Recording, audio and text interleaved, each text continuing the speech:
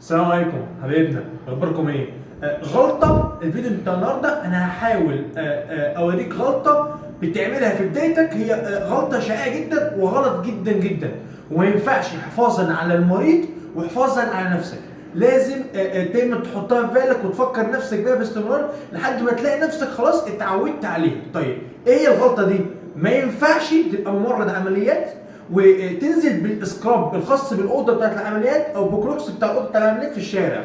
يعني انا ما ينفعش دلوقتي اجي من الشارع في القسم بتاعي خلاص بالسكراب من الشارع واخش جوه واكون انا سورس انفكشن للعيان بتاعي.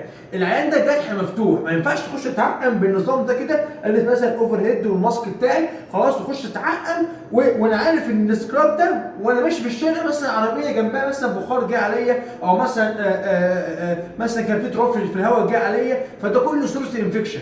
فده ممكن يكون ريسك ان الجرح بتاع العيان يسبتك. لفظ يسبتك يعني يخش فيه انفكشن عدوى ايا كان باقي انفكشن ايه هي. يبقى انا ما ينفعش اجي من الشارع على غرفه العمليات على طول. سكراب غرفه العمليات هو معمول لغرفه العمليات، كروكس غرفه العمليات معمول لغرفه العمليات، ما ينفعش انزل بيهم في الشارع.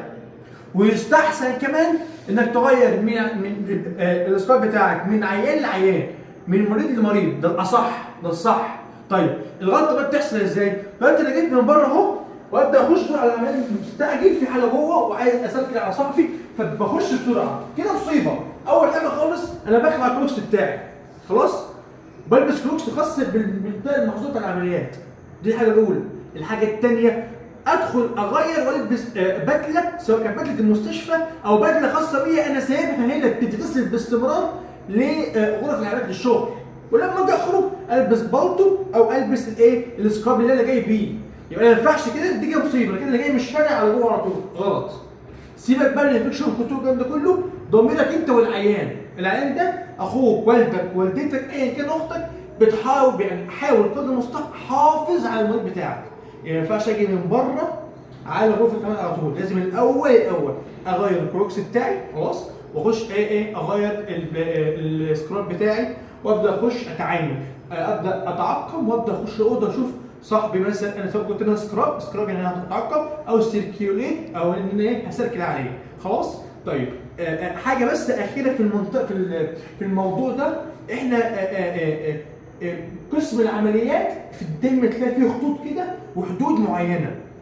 المنطقه اللي انا واقف فيها دي بنتعامل فيها بالكروكس الابيض بس، بالكروكس الابيض بس، ما ينفعش اطلع بره.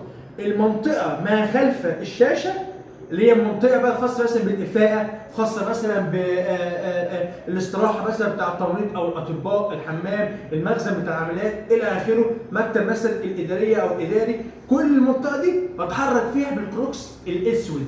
كل ده جوه القسم، جوه الديبارتمنت بتاع الاو ار. لكن المنطقه اللي انا واقف فيها دي انا بتعامل فيها بالكروكس الابيض والسكراب الخاص بيها. اتمنى الفيديو النهارده يكون عجبك، تكون استفدت مني ولا معلومه. لو انت على الفيس تعمل شير للي مش بتاعتنا، ولا على اليوتيوب تعمل اشتراك في القناه. سلام.